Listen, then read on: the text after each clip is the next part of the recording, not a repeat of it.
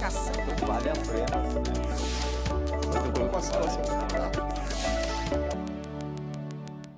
Olá, o programa em discussão de hoje vai falar sobre as mudanças no cheque especial. Em uma resolução de outubro de 2019, o Conselho Monetário Nacional, que é formado pelo Ministério da Economia e pelo Banco Central do Brasil, limitou os juros do cheque especial disponibilizado por instituições financeiras e autorizou a cobrança de tarifas dos correntistas, independente do uso em caso de disponibilidade de recursos acima de R$ 500. A mudança passou a valer a partir de 6 de janeiro para novas contas. A alteração, focada na limitação de taxas, busca tornar o cheque especial mais acessível e menos agressivo, já que é um instrumento capaz de aumentar a dívida dos usuários por causa dos juros excessivos. De acordo com o Banco Central, no final de 2019, os bancos tinham 350 bilhões de reais disponibilizados para os correntistas como crédito no cheque especial. Desse valor, 26 bilhões foram utilizados em operações de crédito.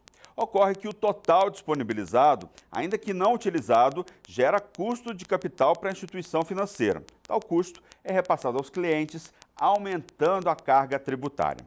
Com a mudança, o Conselho Monetário Nacional quer desestimular a manutenção de limites elevados e não utilizados, diminuindo o custo das operações às instituições financeiras, elevando seu lucro base e possibilitando a redução de demais tarifas cobradas. E para saber mais detalhes dessa mudança, nós vamos conversar com o Dr. Paulo Peixoto, que é da Comissão de Defesa do Consumidor da OAB de São Paulo e professor do Damásio Educacional. Seja muito bem-vindo, doutor. Doutor, fala um pouco para a gente, né? Quais são as principais mudanças e o que isso muda, né, na vida dos consumidores? A gente já falou um pouco aí no começo, mas eu queria que o senhor detalhasse assim, para o pessoal que está em casa. Olá, sejam muito bem-vindos. Meus caros, a mudança aqui que acabou surgindo com essa opção feita pelo Banco Central, pela economia, o Ministério da Economia de um modo geral, ela tornou o cheque especial mais acessível, principalmente para a população de mais baixa renda, que é a principal usuária dessa modalidade de crédito. Com isso, a modalidade agora torna-se muito mais acessível, pois a partir desse ano, de 6 de janeiro, começou a valer um novo limite de 8%. Esse limite, então, é agora o limite, é o teto, é o limite máximo que se pode cobrar. Pode-se cobrar até 8% de juros por mês. Exatamente. Dos correntistas, que é um juro absurdo. Sim. Em qualquer lugar do mundo, né, doutor? Se a gente comparar com outros países e também comparar com base na própria taxa Selic, que hoje está em 4,5% ao ano, a gente percebe que o limite máximo do cheque especial já está quase o dobro da própria taxa básica de juros. E aí, assim, quais são as novas regras? Né? A gente falou aí que essas regras valem a partir de 6 de janeiro para novas contas. Quando é que vai valer para o correntista, que a maioria dos correntistas que já tem conta há mais tempo? Sim, para a maioria dos correntistas, começará a valer a partir de 1º de junho de 2020. Ah, então existe um tempo aí, um vacation legis aí. Isso, deram esse prazo aí de 6 meses, justamente para os bancos poderem se adequar e para o consumidor ter essa informação, ele poder saber exatamente o que ele vai fazer, se ele quer manter o limite do cheque especial, se ele quer reduzir, o que ele vai fazer. Quando começou essa cultura do cheque especial no Brasil e o que ela causa, né, para os correntistas? E imagino eu que deva dar bastante lucro para os bancos, né? Sim, o cheque especial já é uma medida que existe há muito tempo, há muitas décadas, e o objetivo foi esse, trazer um pouco mais de crédito para as pessoas. Contudo, se verificou que, ao longo dos anos, é uma modalidade que acabou sendo muito custosa. Você tomar uma dívida por meio do cheque especial acaba onerando demais o consumidor, que pode se perder nas contas e com isso ele vai conseguir aí uma dívida extraordinária e que muitas vezes não consegue ser paga, gerando aí uma grande vantagem aos bancos, né? Um grande retorno para eles financeiramente. Até R$ 500, o banco não vai tarifar o cliente, é isso? Bom, como é que ficou definido? Haverá uma cobrança de 0,25% para aquilo que exceder esse valor de R$ 500. Então, até R$ 500, quem tem o cheque especial está isento. A partir de R$ 500, haverá 0,25% dessa diferença. Por exemplo, quem tem R$ 1.000 de cheque especial vai pagar 0,25% sobre R$ 500, que é a diferença de 1.000 para 500. Que vai dar 1,25 no período de 1 mês. Ao mês, exatamente. Então, a cada R$ 500, R$ 1,25. Se a pessoa excede, vai para 5 mil, ela vai pagar 12,50, Sim. um pouco. Veja que aí acaba, embora tenham reduzido o limite dos juros, tem uma contraprestação em que o banco vai poder cobrar. E um detalhe importante, essa cobrança será feita independentemente do uso ou não. Mesmo que o consumidor não utilize, e não, esse mês eu não usei o cheque especial. Se ele tiver o limite acima de R$ 500, haverá incidência dessa tarifa. Então, se o banco chegar para você bondosamente, te oferecendo um cheque especial, por exemplo, de R$ 5 mil, saiba que você vai pagar uma tarifa aí um pouco mais de 10, 12, 15 reais por aí, né? Exatamente. E aí, nesse aspecto... Mesmo que você não utilize, né? Mesmo que não utilize. Isso é importante frisar. Ela será cobrada independentemente da utilização ou não. Então, o conselho, imagino que o conselho de vocês não tenha cheque especial, não use o cheque especial, não peça um limite acima de R$ 500, né? Bom, é óbvio que isso tem que ser verificado de caso a caso, a pessoa, como que ela vai organizar suas contas, mas quem não quiser ser tarifado, quem não quiser ter esse custo adicional, peça, e é importante, expressamente, fale com a sua instituição financeira, com o seu gerente e peça que fique no mínimo até R$ 500 de cheque especial, onde há a isenção. A partir daí, você vai ter que se programar para justamente pagar esse valor, esse excedente. Agora, o banco, para ele oferecer o cheque especial, né, nesse período, ele vai ter que fazer o comunicado ao cliente, olha, a partir de 1º de junho vão ter novas regras. O banco vai precisar informar ou é o cliente que vai ter que correr atrás dos seus direitos e de informações? Importante, Luciano, dizer que o banco deve, pelo menos com 30 dias de antecedência, comunicar o consumidor que haverá incidência dessa tarifa. Ele tem que ser comunicado, não adianta o consumidor ser surpreendido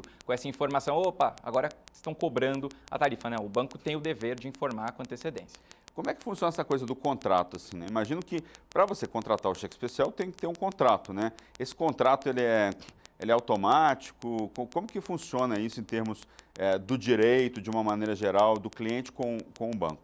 Bom, não deixa de ser um contrato de adesão. Quando se abre uma conta corrente no banco, você já automaticamente tem o padrão, temos aquela conta básica e é possível que, se o consumidor quiser, ele possa ter disponível esse cheque especial. Aí o banco vai oferecer, geralmente as instituições oferecem de acordo com a renda de cada pessoa, você tem um limite de até X de cheque especial. Você quer utilizar? Às vezes já aplicam esse limite ou então fica ao consumidor definir se ele quer ou não utilizar. Mas o importante sempre é que o banco dê essa oportunidade, informe o consumidor sobre a cobrança ou não desse limite e permita que ele decida se ele quer ou não utilizar.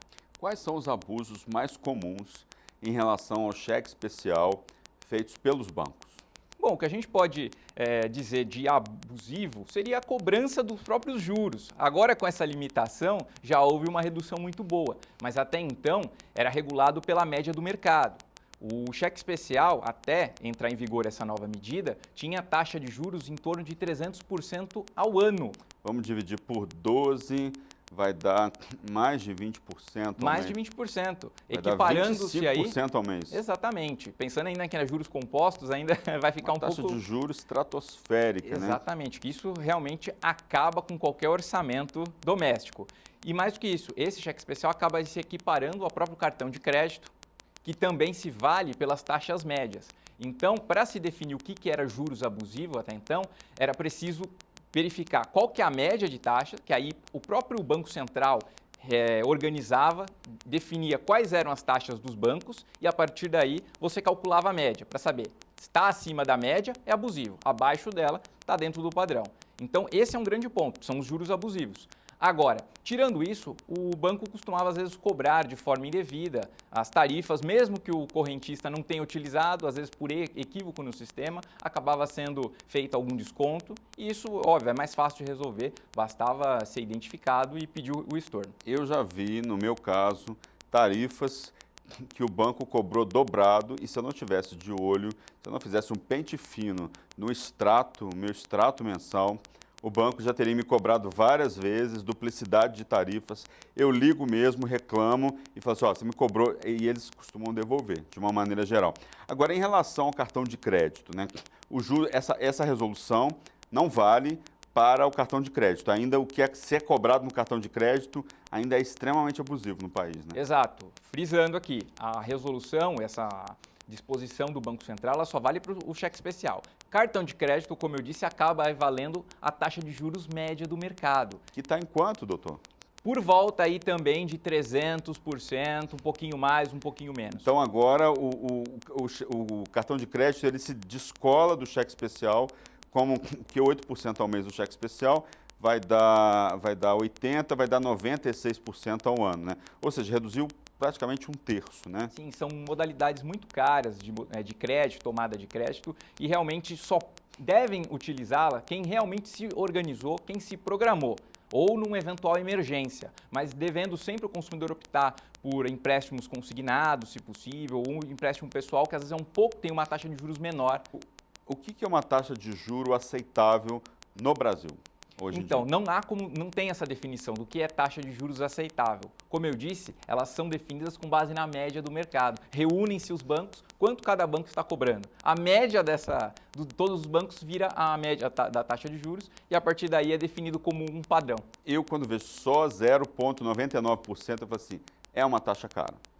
Eu acho tudo caro. Acho que juro é um negócio absolutamente abusivo de uma maneira geral na sua essência, né, doutor? E o que dá a judicialização? O que é possível entrar contra os bancos? Que casos mais comuns vocês têm no dia a dia, de uma maneira geral? Bom, de modo geral, nós temos casos de fraude em contas bancárias. Tipo o quê, doutor?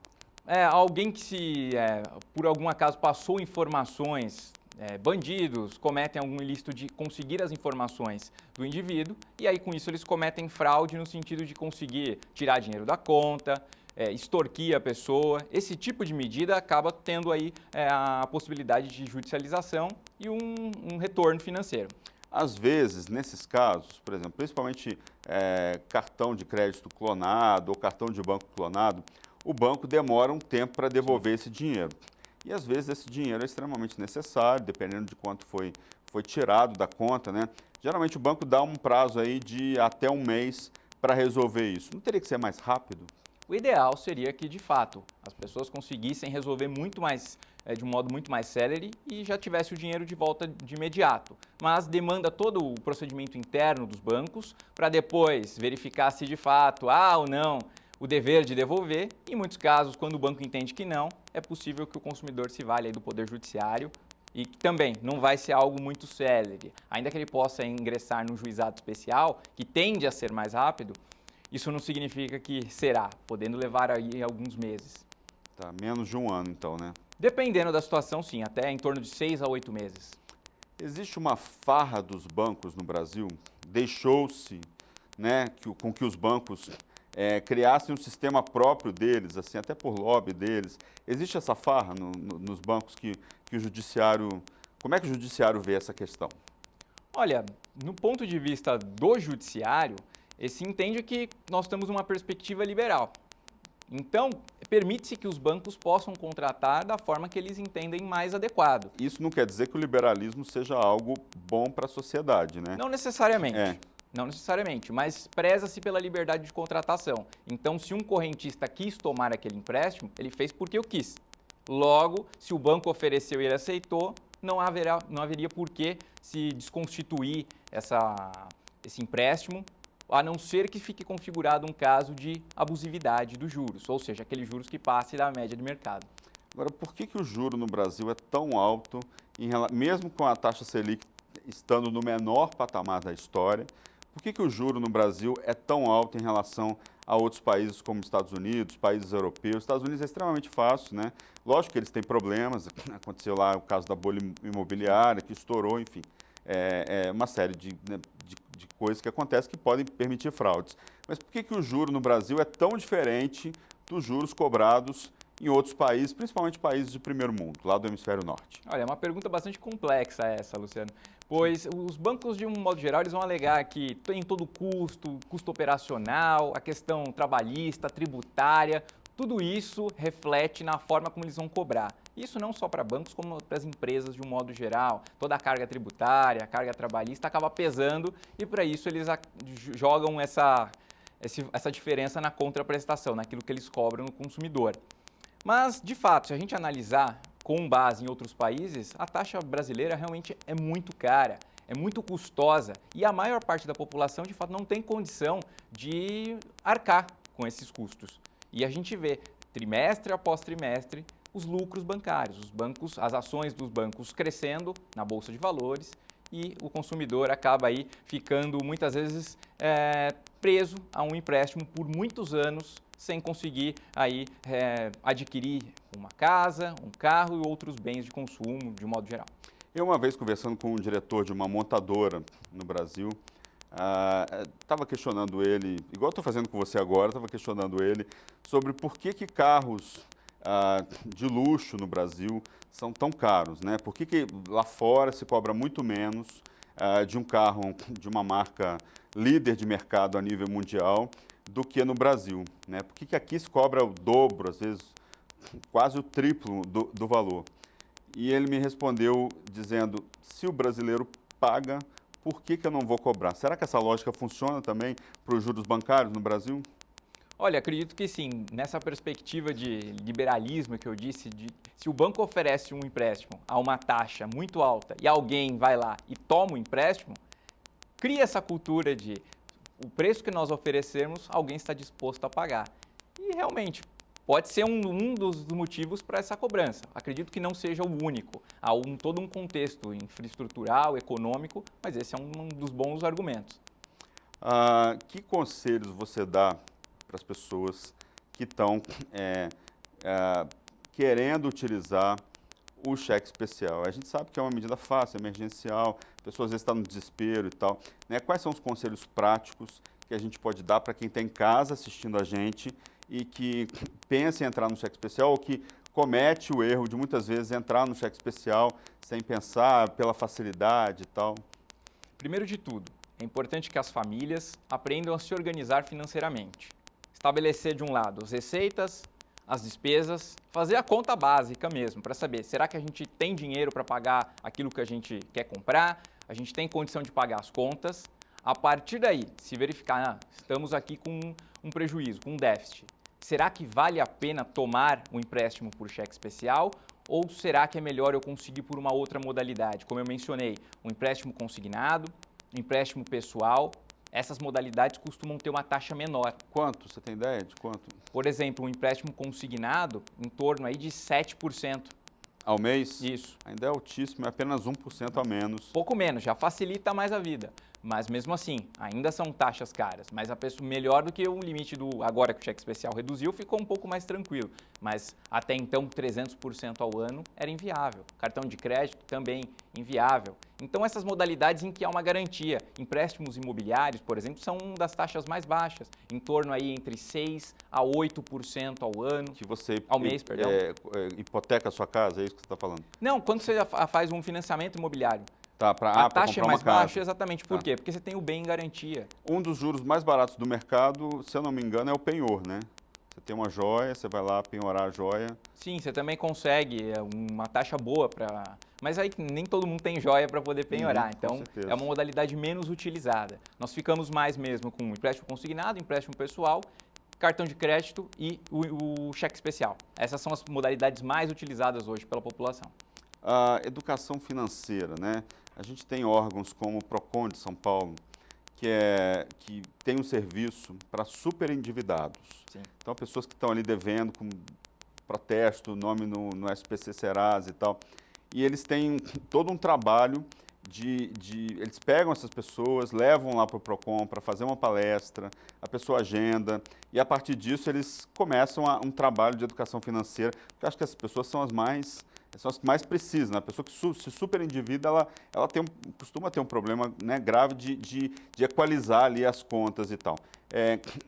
Que serviço a gente pode buscar, né, de educação financeira, além desse do Procon aqui de São Paulo, que é bem legal, mas em outras cidades, já que a TV Aleste pega em várias cidades do interior do estado, existe algum site na internet que a pessoa pode buscar para tentar um pouco aprender a equilibrar essas contas de educação financeira? Sim, além da Fundação Procon que foi mencionada, existem os sites dos Institutos de Defesa do Consumidor, que prestam essas informações. Eles explicam para as pessoas, olha, fiquem atentos às suas contas, cuidado com as taxas do cheque especial, cuidado com a taxa do cartão de crédito, cuidado com as relações bancárias, com os planos de saúde, de uma forma geral, para que o consumidor tenha essas informações. O consumidor bem informado, ele não cai em equívocos, ele não vai contratar algo que seja abusivo, que seja excessivo. Então é importante as pessoas se informarem, e aí o papel desses órgãos é relevante, assim como a própria OAB, que também desenvolve na Comissão de Defesa do Consumidor, entre outros órgãos, o objetivo de passar essas informações para que, com elas, o consumidor consiga melhorar e se organizar. Os casos dos superendividados realmente chamam muita atenção, porque não são pessoas apenas que, eu não consigo pagar a dívida do ano, do mês. São pessoas compulsivas, né? Além desse aspecto psicológico... É uma dependência, inclusive, sim, né? São pessoas que comprometeram, muito mais do que isso, comprometeram todo o seu patrimônio. Se ele saldar todas as dívidas, já comprometeu todo o patrimônio dela. Não vai deixar nada de herança, por exemplo, para os herdeiros. Não tem mais nada. Então tem que ser feito todo um trabalho psicológico, financeiro, para que consiga resolver as contas, sair daquilo que é mais caro, modalidades mais baratas de empréstimo, para vamos pagar, vamos quitar o máximo que é possível, conseguir aumentar, obviamente, a renda daquela pessoa, porque só tem duas formas de a gente conseguir ajustar as contas. Ou você ganha mais, ou você reduz aquilo que você gasta. Essa não tem solução, é só isso. Essa é a fórmula básica. E com isso, a gente vai desenvolvendo toda essa cultura de consumidor consciente, que a gente diz. Ou seja, consumo consciente. Saber quando comprar e não comprar por impulso, e sim quando há necessidade. Como que é o trabalho da Comissão de Direito do Consumidor da OAB aqui de São Paulo? Bom, de modo geral, a Comissão do Consumidor da OAB, nós trabalhamos com tudo que envolve o consumidor, seja os aspectos bancários, com os planos de saúde, com as instituições de ensino, e o nosso objetivo é passar essas informações, como eu disse, aos consumidores, instruí-los e também, se for o caso, adotar medidas que possam, de algum modo, reverter situações que, de algum modo, prejudicam o consumidor. Agora, analisando, né, um pouco mais essa resolução, é uma resolução muito importante, no sentido de acabar com o que eu chamo aqui, né, de farra dos bancos no Brasil. Quer dizer, a partir do momento que o cheque especial estava 300% ao ano, você cria uma resolução que o juro máximo é 8%, cai para 96%, ainda está muito, muito, muito longe do ideal, mas é uma redução significativa, é um terço, reduziu aí 66%, né, do que era antes e tal. Quando é que isso vai acontecer com o cartão de crédito? Não sei, essa modalidade, ela acabou mostrando aí uma intervenção do Estado na própria economia, o que vai um pouco contra a própria ideia liberal do nosso atual governo. E você é a favor do neoliberalismo, do neoliberalismo? Você acha que... Não necessariamente, eu acredito que a gente tem que fazer alguns ajustes. Há certas situações que, de fato, entendo eu, né? Que o mercado tem que se reger. Que o mercado tem que se reger, e há certas situações que o Estado deve intervir, porque senão, se deixar na mão livre do mercado, como diria Adam Smith, com certeza não vai dar certo. Tende ao colapso. Mas há necessidade do Estado intervir em pontos estratégicos para favorecer principalmente os menos favorecidos, ou seja, as pessoas que ganham menos. E você estava falando que o cheque especial, a maioria das pessoas que entram no cheque especial são pessoas de baixa renda. Sim, a estatística e o que mostram as pesquisas é que a maior parte é usado por essas pessoas.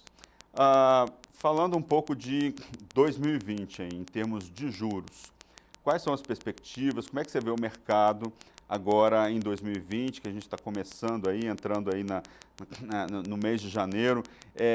A gente começou com uma boa notícia, né, que é essa redução, que eu acho que foi pouco alardeada, assim, os veículos de comunicação deram, mas eu acho que vale esse programa para a gente explicar para as pessoas o impacto que isso pode ter na vida delas. Tem mais alguma boa notícia ou uma má notícia aí pelo caminho? Como é que você vê aí esse ano de 2020? Olha, o ano de 2020 nós estamos com uma expectativa bastante otimista. A economia retomou o seu crescimento. Tivemos então ainda que tímido, né? Ainda que tímido, mas tivemos um bom crescimento. A Bolsa de Valores já fechou em grande alta, no marco histórico, passou de 115 mil pontos. E isso já demonstra que há um novo aquecimento.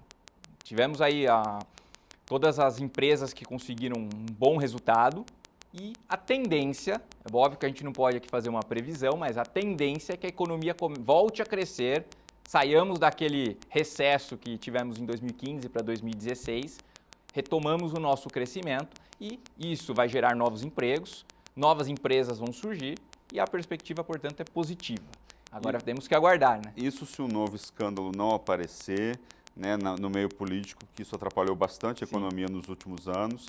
E isso também, se não acontecer, a gente brinca, né, esse conflito aí, Estados Unidos e Irã, né, a gente já teve uma valorização expressiva do ouro, né, que quando as pessoas estão inseguras, elas vão atrás desse investimento, então o ouro já se valorizou bastante aí nesse início de ano, né. E se acredita, então, que a Bolsa de Valores, então, que as ações, investir em ações de Bolsa de Valores, está num bom momento, já que 2019 foi um bom momento para quem investiu. Sim. Né? Mesmo porque, tendo em vista que a taxa Selic, que é a taxa básica de juros, está em 4,5%, investimentos em renda fixa e poupança não estão mais rendendo como antigamente. Logo, a renda variável mostra-se, a princípio, o caminho para conseguir ter algum retorno considerável. Pois, ao contrário que os juros estão, a maior parte, ainda num patamar muito alto, o retorno de investimentos financeiros é baixo. O único que vai conseguir superar isso a longo prazo é o investimento em ações, em fundos de renda variável que pode superar a bolsa e com isso o consumidor ou quem for o investidor no caso vai ter um retorno melhor. A gente está terminando o nosso programa. Eu queria que você terminasse o programa dando exemplos do que as pessoas podem fazer em relação a essa relação com os bancos. Eu vou citar um exemplo meu. Existe, muita gente em casa não sabe, mas existe uma conta, uma tarifa básica do Banco Central. Nem sei o nome certo. É um pacote essencial de serviços. Do Banco Central. Isso. Eu escolhi, por exemplo, escolhi não pagar, sei lá, 100, 150 reais por mês de tarifa para pegar essa tarifa básica, não pagar nada, mas lógico, pagar tarifas e tal. Essa é uma boa dica. Que outras boas dicas as pessoas... Porque essa conta tarifa básica do Banco Central, pouca gente sabe que existe. Né? As pessoas se veem obrigadas a pagar tarifas dos bancos, né? E muita gente não conhece determinados dispositivos que podem ajudar elas no dia a dia, né? Que mais dicas que você pode oferecer para a gente? Esse que você citou, Luciano, é fundamental entender que há esse pacote básico de serviço, ou seja, geralmente o banco costuma, ao oferecer uma conta, ao abrir uma conta, já vem embutido um pacote de serviços. E fala assim para você, olha, você vai ter que pagar uma tarifa de 100 reais. Isso. E não fala que você tem uma opção de não pagar tarifa nenhuma. Raramente eles costumam informar, mas saibam, existe esse pacote essencial que tem alguns serviços, não paga nada. E principalmente hoje, tendo em vista que utiliza-se a internet, os aplicativos, justifica-se esse pacote essencial, então o consumidor aí já tem esse bônus de não ter que gastar com tarifa mensal de banco. E fundamental, né, doutor? Fuja do cheque especial. O cheque especial não é modalidade de crédito, apesar dessa redução significativa que a gente falou durante todo o programa, fuja desse juro abusivo de 8% ao mês, evite, né, calcule sua vida financeiramente para evitar. Eu, por exemplo, queria te oferecer cheque especial. Quando o gerente fala assim, não, muito obrigado, não faço a menor questão de ter cheque especial, porque é um dinheiro que não te pertence, né? Exatamente. O importante sempre é a programação financeira, é entender. Eu tenho essa modalidade à minha disposição? Sim, mas eu preciso utilizá-la sabendo que ela é cara, então faça essa opção, procure outras medidas. E se eventualmente fizer o uso do cheque especial, tente saldar o quanto antes para evitar o prolongamento e aumentar, porque vira uma bola de neve. E sabendo agora que a partir de 1º de junho, mesmo se você não utilizar o cheque especial acima de R$500, você vai pagar um juro por ele, né? Exatamente. A partir de 1º de junho, mesmo que não utilize, vai ser cobrado. Então, peça expressamente, entre em contato por com escrito, o gerente, né? De preferência por escrito, com protocolo, ainda se for melhor ainda, e peça a redução para R$500 ou então para um valor que seja adequado para pagar uma taxa menor. Tá certo, eu gostaria de agradecer a presença do Paulo Peixoto. E o programa de discussão de hoje termina aqui. Lembrando que você pode rever esse e outros programas da Rede Alesp no nosso canal no YouTube. É só digitar Rede Alesp. Nós esperamos vocês no próximo programa, discutindo um outro assunto de relevância para a sociedade. Obrigado pela audiência e até lá.